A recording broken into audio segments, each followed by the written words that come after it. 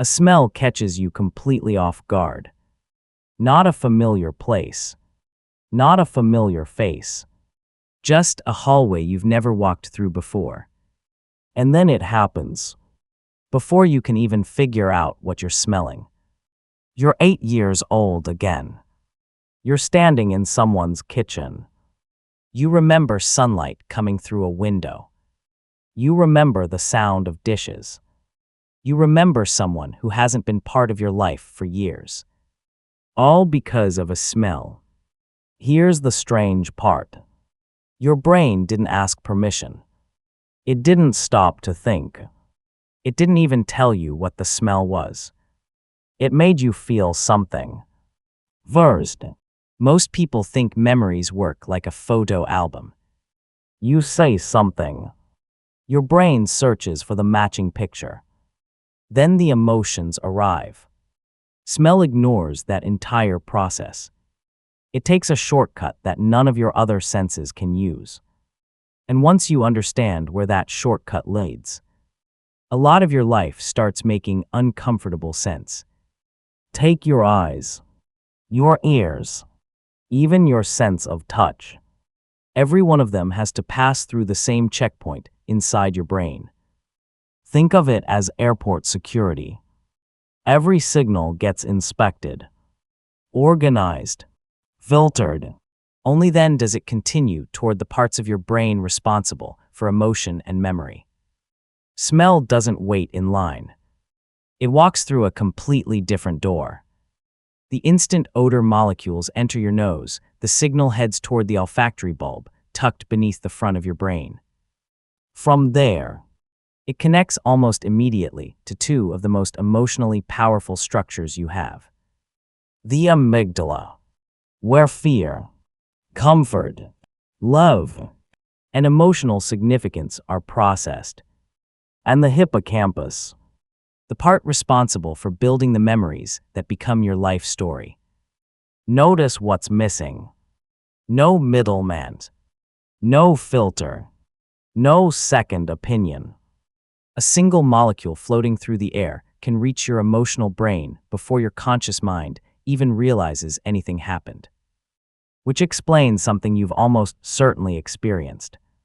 You catch a scent, and suddenly your chest feels heavy, or peaceful, or strangely lonely. But if someone asks why, you can't answer. Not yet. Because your brain found the feeling before it found the memory. That sounds poetic. It's actually neuroscience. Psychologist Rachel Herz has spent decades studying this exact phenomenon. Again and again, her research found the same pattern. Memories triggered by smell weren't necessarily more accurate. People couldn't always remember dates, places, or conversations, but they described them as far more emotional, far more immersive, sometimes overwhelmingly so. Her conclusion was fascinating. Smell doesn't replay your past. It recreates the emotional atmosphere surrounding it. The feeling arrives first. The story comes later. Sometimes much later. Sometimes it never comes at all. Writers noticed this long before neuroscience could explain it. Marcel Proust described the exact sensation in his own writing. One bite of a small cake dipped in tea, unlocking an entire childhood he thought he'd lost. Researchers eventually named the phenomenon after him. The Proust effect, a term for the specific, disorienting power of scent to summon a memory whole, uninvited, and almost too vivid to hold. Here's where the story gets stranger. Your sense of smell isn't just wired to memory in general. It's disproportionately wired to your earliest memories. The ones formed before you had language to organize them. Infants rely on smell to recognize their caregivers, their safety, their whole sense of the world, long before they can describe any of it in words. Which means the scent memories buried deepest in your brain were filed away before you had any way to consciously process them. They exist below language. Below narrative.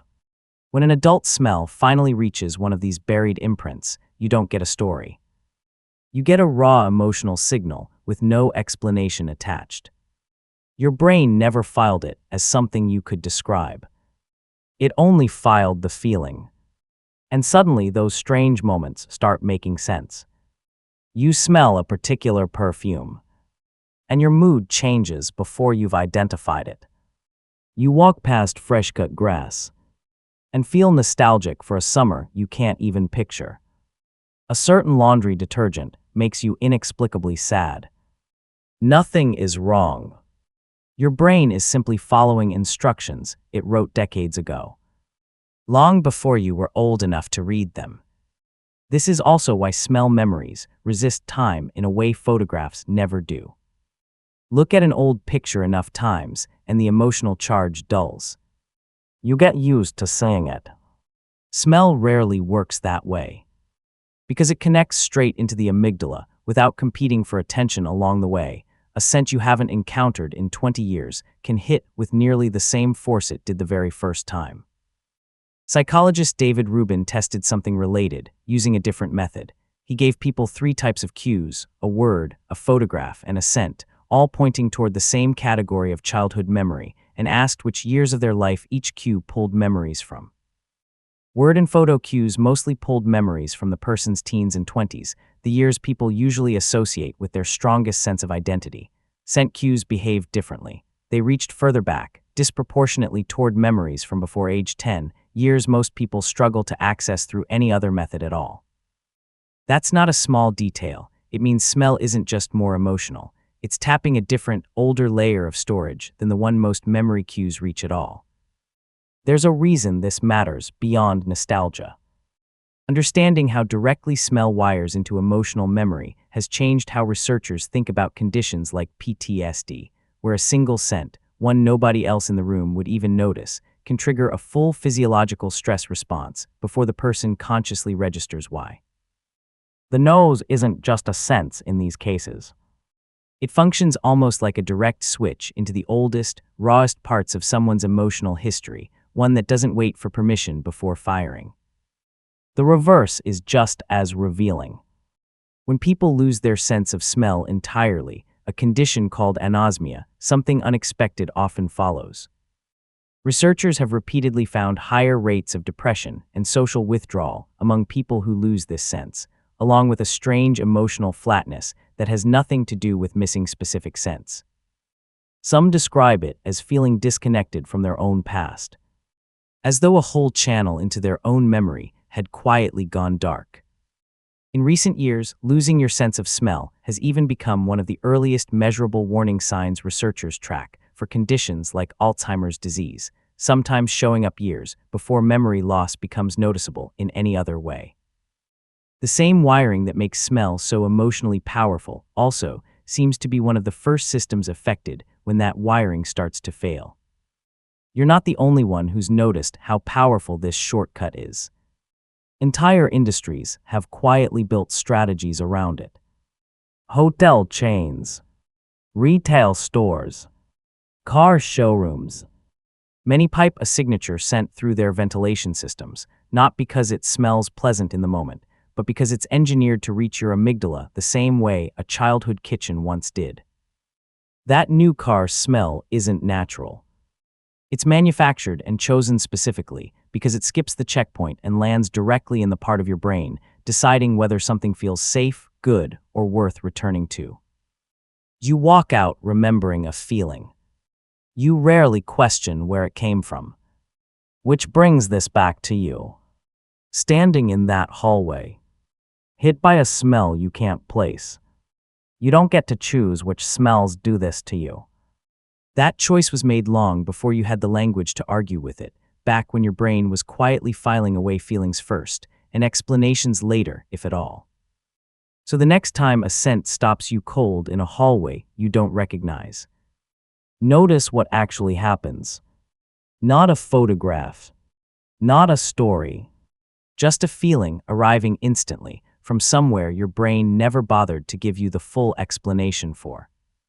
A smell catches you completely off guard. Not a familiar place.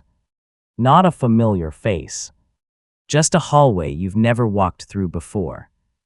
Except now you understand why. Your brain was never showing you a memory.